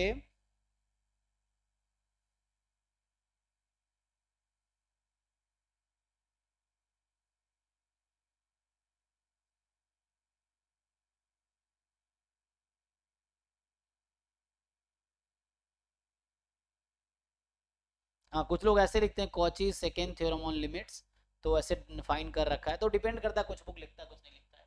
सो तो अगर इसको तो कॉची सेकेंड थ्योरम में लिखोगे तो उसको, अब देखो अलग अलग बुक अलग तरीके से लिखता है इसको। अगर कॉची सेकेंड थ्योरम लिखता हूँ तो ये सब अभी यूज करूंगा, हम क्वेश्चन हम लोग यूज करेंगे कि इसकी लिमिट और इसकी लिमिट इक्वल आएगी। कॉचीज फर्स्ट थ्योरम क्या कहता है? कॉचीज फर्स्ट थ्योरम जो है, ये कॉची सीक्वेंस की बात नहीं कर रहे हैं, कॉची थ्योरम है लिमिट्स निकालने के लिए सीक्वेंस का। सो इसका नाम है Cauchy first theorem to find the limit. तो ये कहता है कि इफ मान लो a n is a sequence of positive real number, sequence of positive real number, अगर ए एन कोई सीक्वेंस है पॉजिटिव रियल नंबर की, सच दैट कि लिमिट ए एन की एल आती है, मतलब ए एन कन्वर्जेंट सीक्वेंस है। सो ए एन जो है कन्वर्जेंट सीक्वेंस है, लिमिट एल आती है। देन जो अरिथमेटिक मीन की लिमिट होगी a1 plus a2 up to a n upon n, और जो ज्योमेट्रिक मीन की लिमिट हो, तो कुछ बुक में इसको सेकेंड थ्योरम लिखता है, उसको फर्स्ट लिखता है। सो a1 into a2 into an, इसकी पावर 1/n, और हार्मोनिक मीन क्या होगा इसका?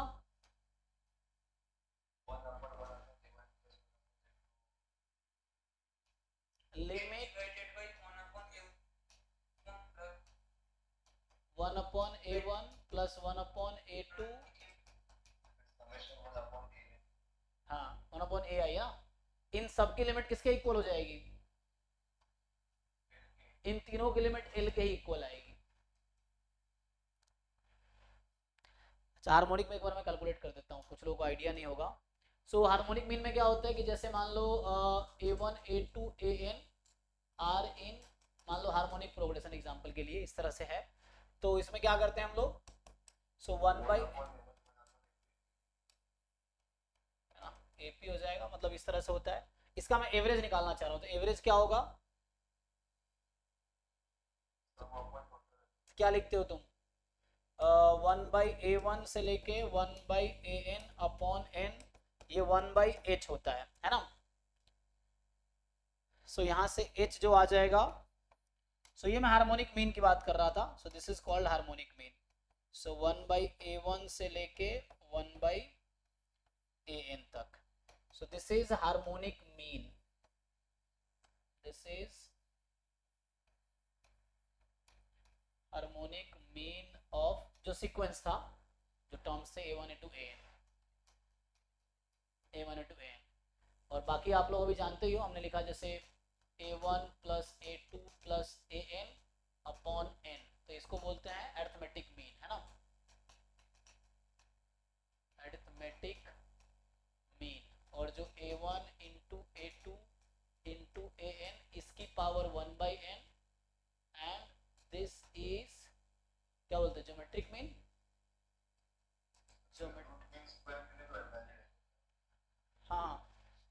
रूट क्या लिखे? तो अभी इसकी बात करते हैं, arithmetic mean, geometric mean, harmonic mean. तो कोई सीक्वेंस, रूट मीन स्क्वायर तुम कैसे डिफाइन कर रहे हो, उससे डिपेंड करता है क्या डिफाइन कर रहे हो।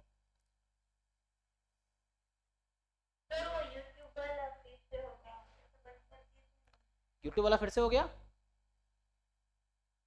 नहीं यूट्यूब लाइव तो चल नहीं रहा। लाइव से वो आता नहीं था पॉपअप वो आधा डिस्प्ले तो वही चीज। तो आप लोग क्या लाइव शेयरिंग कर रहे हैं? कोई कर रहा होगा आप में से ही फिर। नहीं डिक्लाइन करने पे भी आ गया। ऐसा है क्या? अरे शिवा भाई देखिए इससे क्या इशू है, तो मुझे लग रहा था मीट में दोबारा स्टार्ट करता हूँ। तो क्योंकि तो मी अभी तो मैं यूट्यूब चला नहीं रहा, यूट्यूब अब तो वो लगा दिया, इन्वर्टर लगा दिया, यूपीएस लगा दिया, तो वो लाइट जाने पे बंद नहीं होता है ये।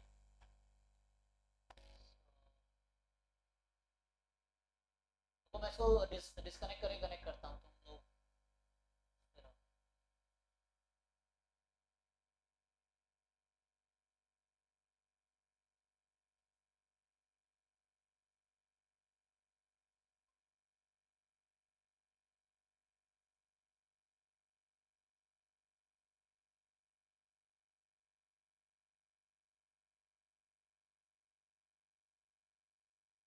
अभी ठीक है जी, दिख रहा है अभिषेक से? ओके ठीक है। तो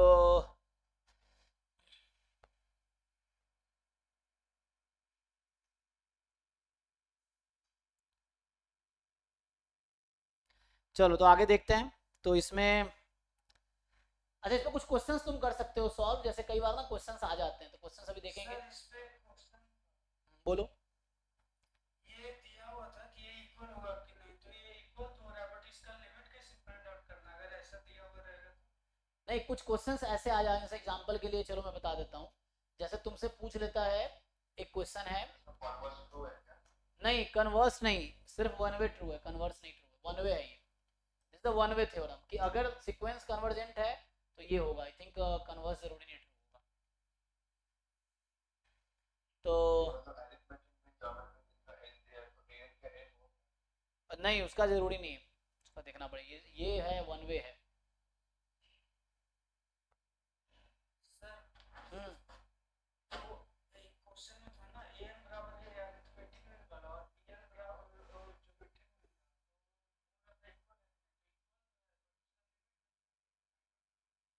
नहीं लिमिट इक्वल होगा। हाँ लिमिट इक्वल है ये ऑप्शन में था, और ऑप्शन में ये भी था कि लिमिट क्या तो जो एन के सीक्वेंस को ओरिजिनल सीक्वेंस की लिमिट आएगी, जो ओरिजिनल सीक्वेंस है उसकी लिमिट आएगी ना। यही तो है यहाँ पे, देखो दोनों की लिमिट इक्वल होगी। Arithmetic mean geometric. बताओ। कन्वर्स ट्रू होगा अगर मतलब ये इंप्लाई करता है कि सैंडविच अगर कन्वर्स को इंप्लाई करता है तो इसका भी कन्वर्स नहीं सैंडविच में क्या होता है? आता है ना, ये तो सैंडविच से ही है। लेकिन सैंडविच सैंडविच में क्या कहता है कि अगर वैसा है तो लिमिट बीच में होगी। सैंडविच से कन्वर्स कैसे बनाओगे? सैंडविच तो वन वे थ्योरम ही है ना।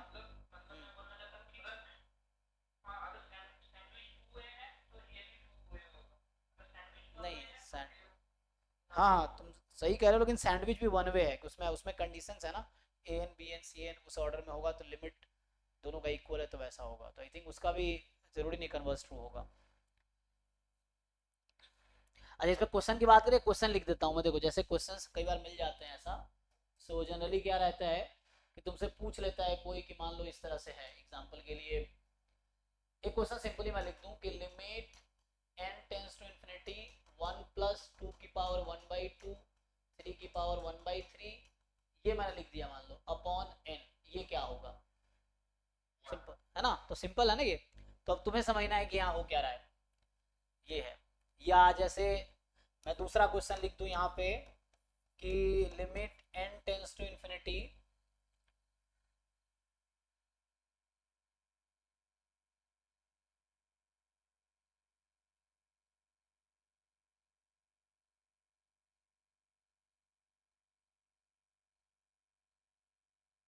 जैसे कई बार ना ऐसा पूछ लेता है कि 1+1/2 up to 1/10 n upon n। तो ये तो दो सिंपल एप्लीकेशन हो गया है ना। तो ये बहुत सिंपल एप्लीकेशन, अगर आपको थ्योरम याद है तो ये a1 a2 an है। सो इसका लिमिट वही होगा जो an का, this is a1 a2 a3 a4। तो ai's n से फ्री होना चाहिए यहाँ पे। सो ये आपका an है और इसकी वैल्यू an जो था आपका वो n की पावर 1/n है। So this is n raise to power 1/n जो कि 1 आ जाएगी। इसकी लिमिट वही आएगी जो a1 a2 a3 an है, तो ये 1/n, तो ये 0 आ जाएगी। इस तरीके से दूसरा जैसे देखो, अगर मैं लिखूं यहाँ पे क्वेश्चन 3 कि limit n tends to infinity 1/n factorial और इसकी पावर है 1/n, तो ये क्या आएगा?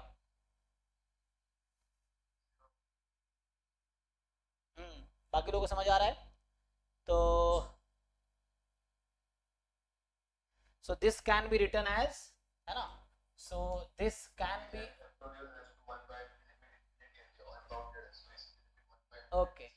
तो इसको मैं थोड़ा इससे रिलेट कर देता हूँ, मैं इस पे फिट करता हूँ। हम इसको ऐसा लिख सकते हैं 1 1/2 1/3 अप टू 1/n, ऐसा लिख सकते हैं।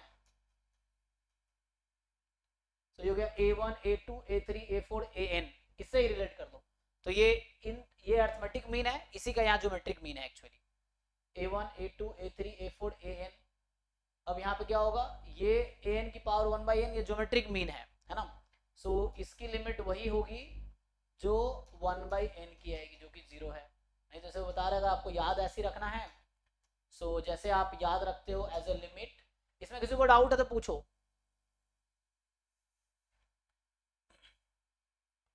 तो आप लोग जैसे फॉर्मूला याद रखते हो ना, एक तो फॉर्मूला ये है कि n की पावर 1/n 1 होता है, जैसे वैसे ही यू कैन रिमेंबर कि n फैक्टोरियल की पावर 1/n कितना आता है जी, इन्फिनिटी। तो यहाँ से भी दिख रहा है ना, क्योंकि इसी का रेसिप्रोकल कर दिया हालांकि।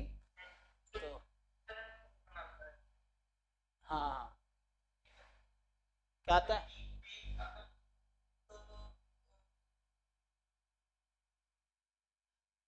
तुम्हारी आवाज क्लियर नहीं है। हाँ,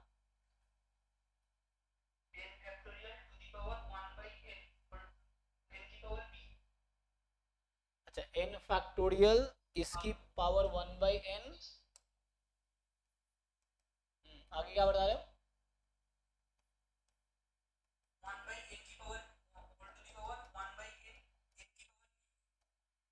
1/n फैक्टोरियल होल की पावर n, ये कुछ कह रहे हो? हाँ बोलो।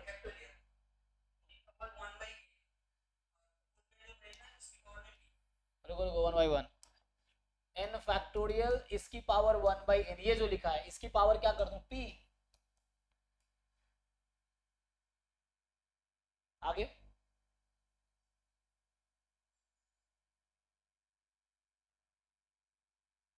कहना क्या चाह रहे हो यहाँ पे, इसको क्या करें हम?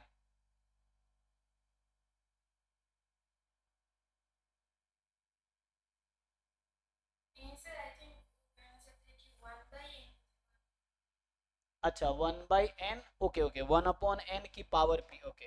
ये आई थिंक ऐसा कहना चाह रहा है, ठीक है, कि ये है 1/n इसकी पावर है p। ओके ओके डन, ये इस तरह से। तो वहाँ n की जगह 1 हो गया, तो ये जो वैल्यू होगी this will B infinity when p पे क्या कंडीशन है? ये तो 1 के लिए वो आ गया, लेकिन p पे कंडीशन होगा यहाँ पे।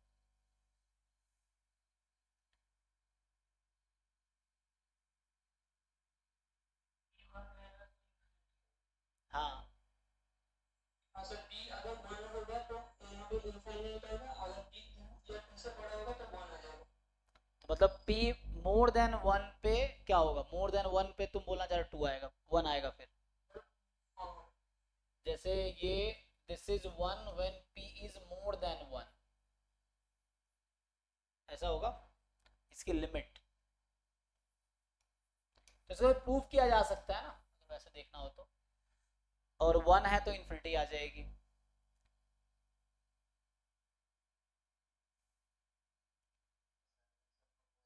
हाँ वैसे कर सकते हैं इसको।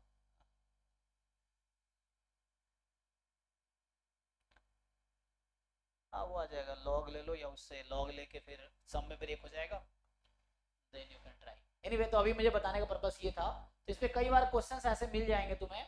इनफैक्ट मैं एक और लिख देता हूँ, जैसे इसी सीक्वेंस का, जैसे ये लिखा मैंने, तो ये अर्थमेटिक मीन है, ये ज्योमेट्रिक फॉर्म में कन्वर्ट किया a1 a2 a3 power n, इसी को हार्मोनिक मीन के फॉर्म में अगर मैं क्वेश्चन लिख दूं, जो आपको मिलेगा एग्जाम से, तो आपको पकड़ना पड़ेगा खुद से कि ये इस फॉर्म का है, limit n tends to infinity, ये आ जाएगा n अपॉन 1 प्लस 1/2, नहीं यहाँ पे आएगा, सो ये आ जाएगा, ये तो वही बात हो गई, एवरेज ही आ जाएगा ना,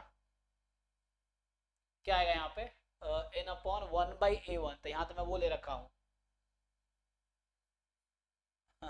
सो जैसे 1 प्लस 1/2 प्लस 1/3, तो ये थोड़ा अलग हो गया, इसका क्या आंसर आएगा, तो जस्ट रेसिप्रोकल ही हो गया, इसका तो रेसिप्रोकल हो गया जस्ट।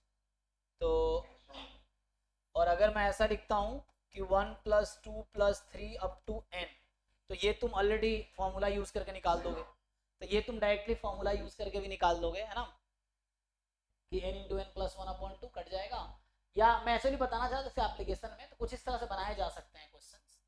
तो ये एक्चुअली मैं जो बताना चाह रहा हूँ ये इस फॉर्म में है कि 1/1/1 1/2 इस तरह से है, तो एनीवे वैसे भी आ जाएगा, तो फिर भी इसका आंसर तो 0 ही आ जाएगा। अच्छा हाँ ठीक है, वो तो हो जाएगा n इंटू एन प्लस 1/2 करके, तो उस तरह से कुछ मिल जाएगा, तो ये तो बन जाएगा। तो मेन तुम्हें याद रखना ये रिजल्ट कि arithmetic mean, geometric mean, harmonic mean का लिमिट सेम रहेगा और वेल के इक्वल आएगा। फिर यहाँ था कि इन दोनों की लिमिट इक्वल आएगी, और अगर ए एन कोई sequence of positive real number है, इसका जो रेशियो है उसकी लिमिट अगर लेस देन 1 है, तो ए एन की लिमिट 0 होगी। यहाँ ए एन की पावर 1/n लेस देन 1 है, सो देन ए एन की लिमिट 0 होगी, ये चीज़ है। और ये थ्योरम्स यूज होंगे आगे सीरीज के कन्वर्जेंस में, हम लोग इसको यूज करेंगे, ठीक है। तो ये सब बुक्स में इस तरह से लिख रखा है, तो मैं वही देख रहा था क्या क्या लिख रखा है। सो नाउ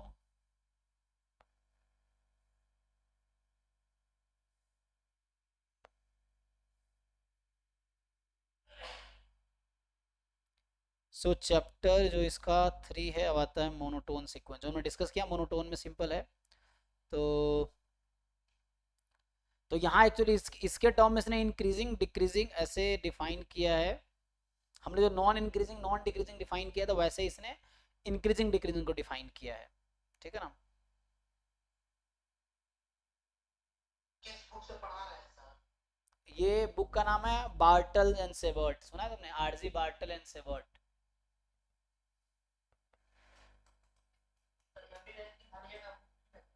अरे तुम कहाँ खोए हुए हो, एमडीआई सिंघानिया कौन से सब्जेक्ट की बुक है, रियलाइसिस है, ज्यादा फेमस तो उसका ऑर्डिनरी डिफरेंशियल इक्वेशन है, ओडी पीडी वाला, है ना, उसका बहुत, हाँ वो ज्यादा फेमस बुक है ना उसका, introduction to real analysis by Bartle and Sherbert. तुम उससे भी कर सकते हो, हर बुक में सेम चीज लिखी है, बस लिखने का तरीका अलग है, अदरवाइज है सेम ही चीज है।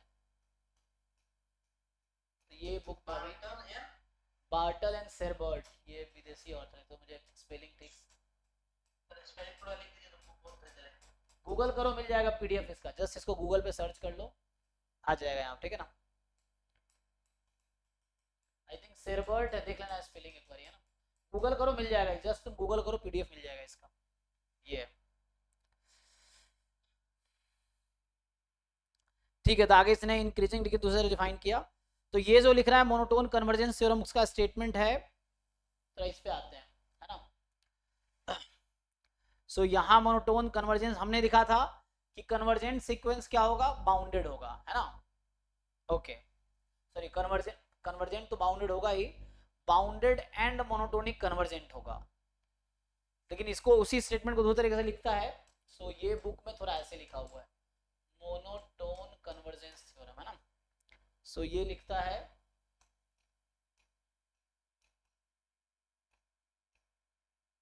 जैसे जैसे मान लो कोई मोनोटोनिक सीक्वेंस है, अगर वो बाउंडेड है तो कन्वर्जेंट होगी, मोनोटोनिक है एंड कन्वर्जेंट है तो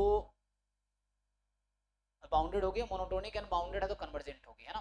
तो मोनोटोन दोनों कंडीशन में होने चाहिए, मतलब मोनोटोनिक सीक्वेंस है एंड बाउंडेड भी है तो कन्वर्जेंट होगी, मोनोटोनिक है एंड कन्वर्जेंट है तो बाउंडेड होगी, और ऐसे भी कन्वर्जेंट है तो ऐसे ही बाउंडेड, मोनोटोनिक क्या जरूरत है।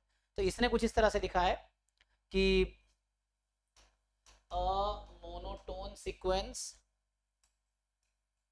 अ monotone sequence of real numbers, इसका स्टेटमेंट वर्ड टू वर्ड लिख के बता रहा हूं, तो monotone sequence of real number is convergent if and only if, मतलब if and only if it is bounded, ठीक है। सो ये बोलना चाह रहा है कि मोनोटोन तो उसने फिक्स कर दिया, मोनोटोन एंड कन्वर्जेंट है तो बाउंडेड होगा, है ना, और मोनोटोन एंड बाउंडेड है तो कन्वर्जेंट होगा, ये चीज है, समझ आ रहा है। तो इसी को हमने लिखा था, बात वही है।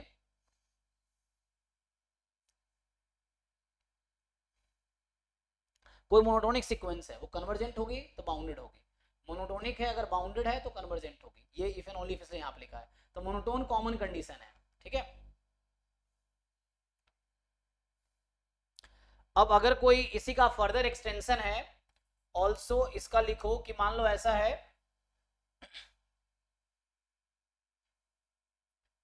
कि इफ कोई एन सीक्वेंस है, दिस इज इंक्रीजिंग या नॉन डिक्रीजिंग लिख सकते हो, सो इंक्रीजिंग है या नॉन डिक्रीजिंग है जिस लिखना चाहो, सो इंक्रीजिंग है एंड बाउंडेड एबव है तो कहां कन्वर्ज करेगी, देन हाँ लिमिट ऑफ ए एन जो होगी, so it will be supremum of range values, जो सीक्वेंस की रेंज है।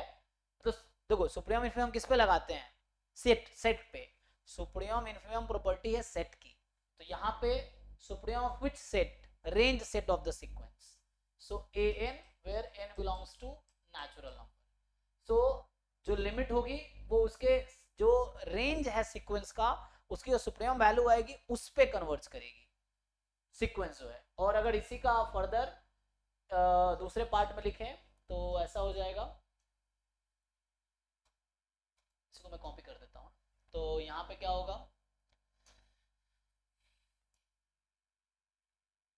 कि अगर ये डिक्रीजिंग है, चलो इसको डिक्रीजिंग कर दो, डिक्रीजिंग है एंड बाउंडेड बिलो है, डिक्रीजिंग है एंड बाउंडेड बिलो है, तो ये कन्वर्ज करेगी जो रेंज सेट आएगा सीक्वेंस का, सीक्वेंस का जो रेंज है, क्योंकि सीक्वेंस एक फंक्शन है तो हर फंक्शन का रेंज होता है, तो रेंज क्या है, set of possible values of function, तो सेट ऑफ जितने भी सीक्वेंस के टर्म्स की वैल्यूज उसका सेट बना लो, तो सेट में क्या फायदा होता है कि जो रिपीटेड टर्म्स एक बार लिखते हो तुम, तो उसकी तुम फिर से सो इसकी इनफिमम वैल्यू पे कन्वर्ज करेगी, तो जो रेंज सेट है सीक्वेंस का उसकी जो इनफिमम वैल्यू होगी उस पर कन्वर्ज करेगी, है ना। इनफिमम का दूसरा नाम है ग्रेटेस्ट लोअर बाउंड और सुप्रीमम का दूसरा नाम है लिस्ट अपर बाउंड, है ना, ये है।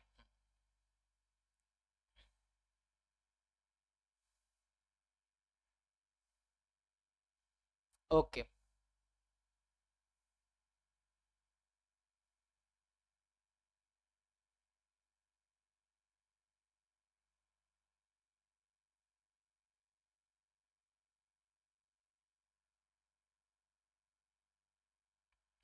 तो यही सब इस बुक में एक बार फिर से देख लेते हैं। हाँ यहाँ पे एक आता है,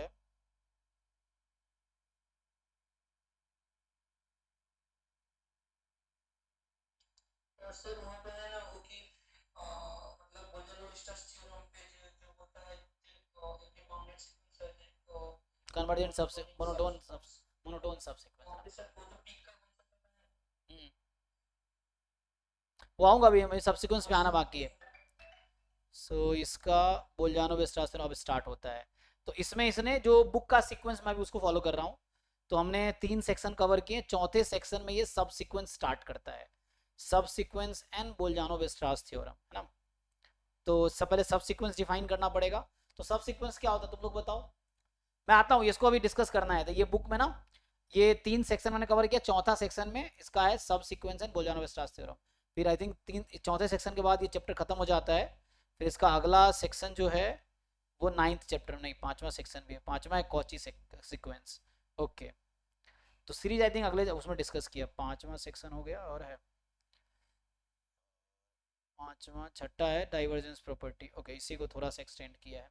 ठीक है, अभी मैं 1-2 क्लास और लूंगा इसको समझने के लिए, मतलब बताने के लिए। तो अभी तुम बताओ सब सीक्वेंस का डेफिनेशन क्या है? AN एक सीक्वेंस है और K belongs to N है, तो जो AN के सीक्वेंस बनेगा it will be a subsequence of AN। नहीं, सब सीक्वेंस का डेफिनेशन क्या है? Definition, how do you define? Sir अगर K1 से K2 बड़ा है और मतलब K1 K2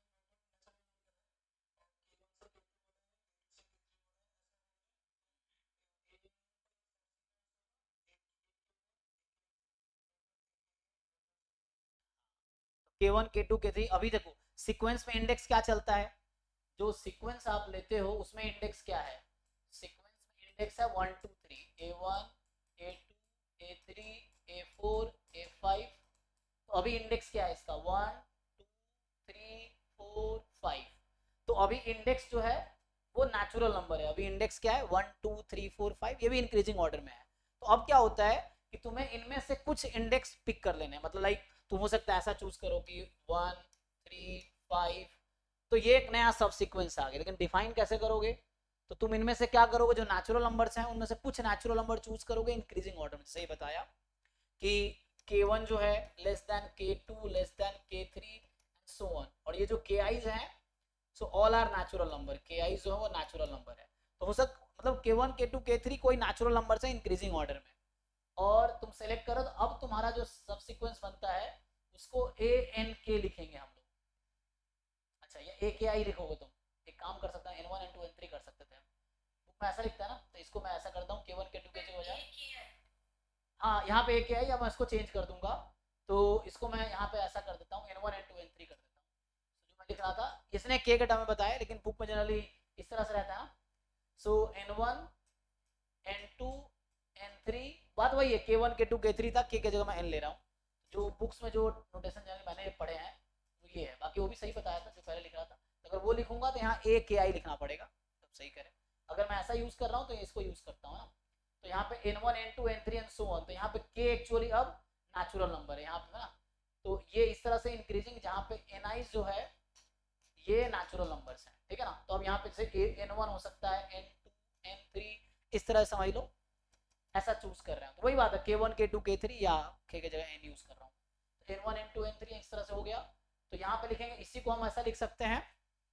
तो जैसे मैं एक NK पहले लिख के दिखाता हूँ। तो NK क्या हो गया? N1 N2 N3 and dot dot dot. तो ये क्या है? इंडेक्स है।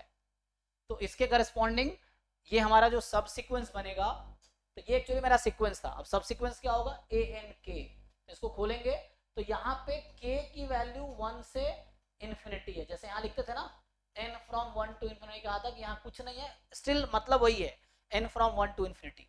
तो यहाँ actually K from 1 to infinity है, यहाँ पे क्या है। और जो वो बता रहा था, अगर वो लिखता मैं NKI, तो यहाँ I फ्रॉम 1 टू इन्फिनिटी लिखना पड़ता मुझे, दैट सेम थिंग, अलग नहीं है। तो डिपेंड करता कैसे तुम फॉलो कर रहे हो। So AKI I from 1 to infinity, K1 K2 K3 होता है, उसके जगह मैंने N1 N2 N से लिखा है। तो ये हो गया AN1 AN2 AN3 and so on. तो ये जो है दिस इज अ सब सीक्वेंस, सो सब सीक्वेंस ऑफ AN। तो ये जो N इंडेक्स था, नेचुरल नंबर था, उसका एक सब डिवीजन हुआ NK में, है ना। इट्स अप टू यू, तुम यहाँ ले सकते हो N1 को 1 ले सकते हो, N2 को 5, N3 को 10, इस तरीके से you can select increasing order में कोई भी नंबर ले सकते हो। समझ आ रहा है? जैसे मान लो इसमें क्या होगा, जैसे ये है, तो मैं एक नया सब सीक्वेंस बना सकता हूँ इसमें, A1 A3 A5 A7 वाला, A2 A4 वाला, या A1 A7 A14 A15, इस तरह से मैं नया सब सीक्वेंस बना सकता हूँ। तो सब सीक्वेंस कहीं ना कहीं एक सबसेट टाइप का समझ सकते हो आप, कि सबसेट है, लेकिन सीक्वेंस में ऑर्डर इंपॉर्टेंट है। तो सेट में ऑर्डर इंपॉर्टेंट नहीं होता है। जैसे सेट का आप सबसेट लेते हो, you take any element subset लेते हो, वैसे यहाँ भी हम एक्चुअली सबसेट ही लेंगे, लेकिन यहाँ पे ऑर्डर इंपॉर्टेंट रहेगा। तो जिस ऑर्डर में सीक्वेंस के एलिमेंट्स हैं उसी ऑर्डर में सब सीक्वेंस के एलिमेंट्स भी होंगे। मतलब जैसे यहाँ पे A1 यहाँ है और A4 है, तो सब सीक्वेंस में ऐसा नहीं कर सकते A4 पहले और A1 बाद में लिखेंगे, ऐसा नहीं कर सकते। सो सब सीक्वेंस में भी A1 पहले आएगा और A4 बाद में। अगर आप A1 A4 को चूज कर रहे हो सब सीक्वेंस में तो ऑर्डर सेम रहेगी, मतलब ठीक है ना। तो ये सब सीक्वेंस का एक्चुअली डेफिनेशन आएगा, जिसको मुझे लगता है मैं नेक्स्ट क्लास में डिटेल में डिस्कस करूंगा। तो आज भी रही क्या डिस्कस करना था, आज हमने क्या डिस्कस किए हैं। तो हमने स्टार्ट किया था कॉची सीक्वेंस डिफाइन करने से, लेकिन उसको छोड़ के मैं कुछ थ्योरम्स डिस्कस करने लगा। फिर हमने ये सब थ्योरम्स कुछ डिस्कस किए, ये अलजेब्रा सीक्वेंस का, and then properties, convergence, divergence, bounded, इन सब का हमने प्रॉपर्टीज डिस्कस किए, कॉची थ्योरम्स लिखा, एंड देन यहाँ पे मोनोटोन कन्वर्जेंस थ्योरम, यहाँ पे टाइम खत्म हो गया। तो अभी हमारे पास ये है, अभी 1.5 आवर की क्लास हो रही, तो मुझे थोड़ा लग रहा है कम टाइम है। तो थोड़े दिन बाद हो सकता है मैं 2 घंटे का कर दूं, तो उसके लिए मुझे थोड़ा देखना पड़ेगा, may be 7 to 9, 9 to 11 batch करना पड़ेगा मुझे। तो फिर पता नहीं कुछ लोगों को प्रॉब्लम ना हो जाए, बस ये है। तो अगर वैसा होगा, तो अगर मुझे लगता है कि सिलेबस स्लो चल रहा है, तो मुझे 2 घंटे का फिर करना पड़ेगा क्लास, 2 घंटे का जैम, 2 घंटे का गेट, है ना। ये तो मई में तो नहीं, जून से होगा तो ये है। हाँ पीडीएफ मिलता है अभी ग्रुप में। तुम फर्स्ट डे है ना तुम्हारा, तुम थोड़ा पेशेंस रखो, सब पता चल जाएगा तुम्हें धीरे धीरे। पीडीएफ ग्रुप में आएगा। हाँ क्या बन रहा है?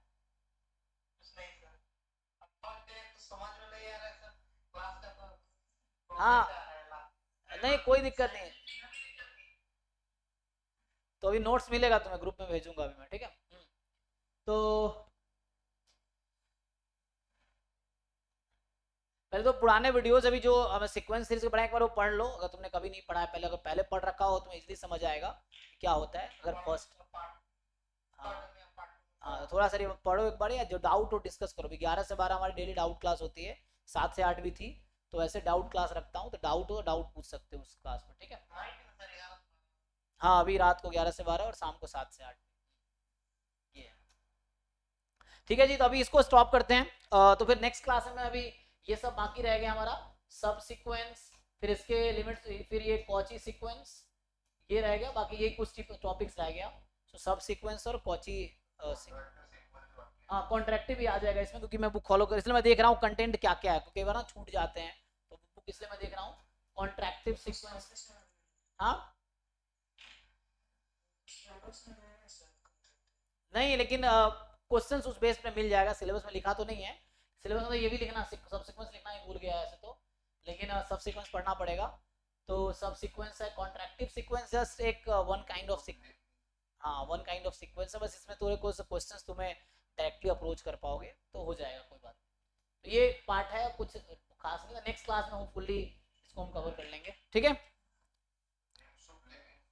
हाँ लिमिट यही आ जाएगा, सब सीक्वेंस में लिमिट सुपीरियर, लिमिट इंफीरियर आ जाएगा। कॉची सीक्वेंस में कॉची एक्चुअली कन्वर्जेंट ही होता है, कन्वर्जेंट कॉची होता है, बट डेफिनेशन जस्ट आपको पता ही है। अदरवाइज अगर मुझे कोई सीक्वेंस चेक करना है कि कॉची है कि नहीं है, तो उसके लिए मुझे कुछ अलग से कुछ नहीं करना, बस मैं चेक करूंगा कन्वर्जेंट है कि नहीं है। तो जो कन्वर्जेंट सीक्वेंस है वो कॉची है, और जो कॉची है वो कन्वर्जेंट है, तो कुछ नया अलग से करने की जरूरत नहीं पड़ेगी, ठीक है। तो अभी यही स्टॉप करते हैं जैम वाले बैच, जिनको गेट की क्लास अटेंड करना है रुको, बाकी लोग जा सकते हो। सो अभी के लिए गुड नाइट। तो म्यूट कर लो भाई आशीष। तो